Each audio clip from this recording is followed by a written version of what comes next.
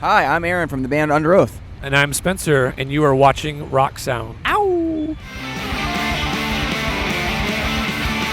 Hey, it's James Wilson-Taylor here for Rock Sound. We are backstage at Download Festival. Look who's joined us, Spencer and Aaron from Underoath. How are you, gentlemen? Good, Very good. How are you? Very good. Yeah, not too bad, man. Not too bad. The sun's shining for a start. You missed the rain yesterday. This is good. This is working well. During our show a bit, and then the sun came out. It was like a omen. We had like 2 songs that got some rain and would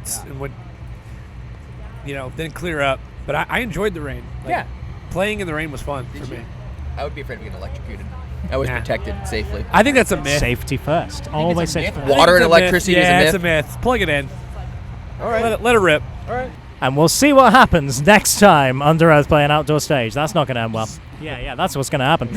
I want to chat to you guys. It's really, it's been a while since we kind of caught up. Like, last time we spoke to you guys, I think when the album was just kind of dropping. Been out a while now, and like, what incredible success. And like we talked at the time, kind of new audiences come to the shows. It's been really, really nice to see how the band's developed with that new album. Now it's a bit in the rear view. How are you looking back? What have you learned? What have you enjoyed? What's it all been about, this Erase Me era? How are you feeling about it?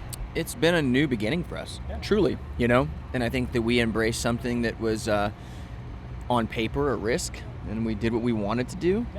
And I think that, to have some success off doing something like that it feels good. It feels good to trust yourself.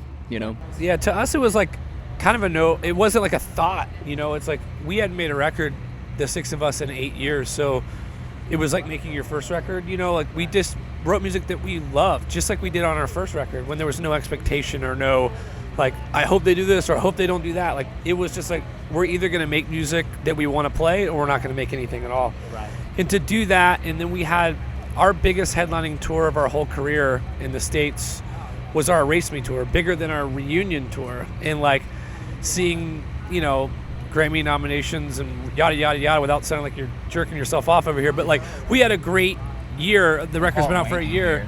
Yeah, they do. And getting that English slang in there, and I appreciate that. It's like, just to have that sort of success off of doing what we wanted to do, not getting back together and trying to tap into the past, has been the best experience of our whole career. Well, it's amazing as well that it's all, of course, now on film, because this documentary's come out, which is absolutely fascinating, about the kind of making of this whole era. It's got to be nice to have that document and share it with the fans, really, about this, like you say, a new beginning right there. That's got to be kind of a nice thing to be able to share directly with fans in that way. Yeah, for us, I feel like people, when you talk to fans of artists, like whatever band, I don't have any explanation right now, but they always say, I like their first record the best. Oh, their first record's the best. Their first record's my favorite one. And I think the reason that happens is because there's no pressure, and you're kind of like, you're just putting your pure whole self out there lyrically, musically, so you can be really honest with yourself and with your people. And nothing to compare it to. That's the biggest one, right? So I think for us, when we were making this album, no one knew. The public didn't know, right? Yeah.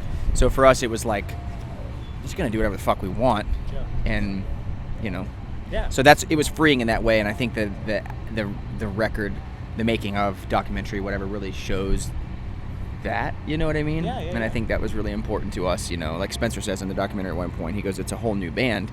And it is, because the way that the band functioned before was unhealthy and stupid. So this is, it's a whole new beginning. So it's cool for people to be able to see that.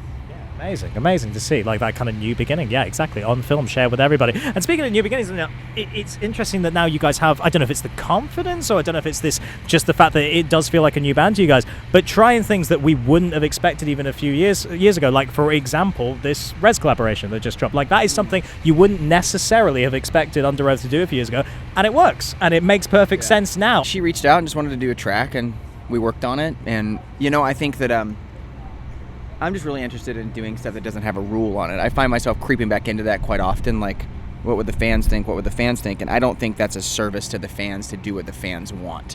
I think it's a service to the fans to give them honest art, and that's something that I deal with more than anyone in the band, and I have a hard time with. But, with her, she just wanted to do this cool thing, and she was like, I'm a big fan. I've been a big fan since I was a kid. Let's do something. And so we did. Nice. Yeah. It just did feel like such a kind of natural progression, really. It's kind of interesting. I think in this modern age of more and more content, like people collaborating on stuff, it's like, that's not what Underoath sounds like now. Like we saw a bunch of people thinking that we're we wrote that song and made that, like we're an EDM artist now. It's like, no, it's just, we worked with Keizo, we worked with REZZ, you know, A Day to Remember worked with Marshmello. Yeah. Like, it's not the end of the world if you don't like it, you know, or don't expect us to be putting out an EDM record either. It's just us, like, working with people that want to work with us. I think it's fun and exciting that in this modern age, you can work on a track, email someone what you did, and they can put what they want on it and send it back to you, and then you can put it out. Yeah. Like, it's 2019. Why does it have to be the rules? Like what Aaron's saying is, it's like, it's so lame. Like, every song we do has to be a rock song or a metal song or a heart or this, that. Like, we can work with whoever we want. And, you know, Underoath will always sound like Underoath, even though we do change a lot, but it's always going to sound like us because it's us. But us working with other people, I mean, it's just fun. Yeah, makes sense, man. Makes sense. Like you say, actually, the example there, especially with like A Day to Remember and stuff, like, it still sounds like a Day to Remember song, even though, like, obviously there's the dance influence in there, but, like, it's the same with you guys. It makes sense. A band sounds like what the people in it sound like. Yeah. It doesn't matter. It doesn't have to be the exact genre every time. That's boring. Yeah, and also, like, I feel like that Godsmack case rolling by. If we were friends with them and they asked to do a song together, maybe we'd do a song together. Yeah. I'm just making an example, but you know what I mean. Like, I don't think it has to be such a big deal. Like, our record will be our record whenever we make one. But if you hear some things in between this record and the next record, it's just because people are asking us to do stuff. Yeah, it's exciting, man. Yeah, that freedom to kind of experiment a bit more. It's really exciting. Speaking of mixing things up and working with different people, Aaron, I know we talked a little bit about this before, but you made that appearance on the As It Is album, which was fantastic. I know, speaking to those boys several times, keep trying to get in a diary a time when there might be a live debut of the performance track. Has there been any more movement on that? No, I can't. I don't know where they're from over here. Yeah. Yeah.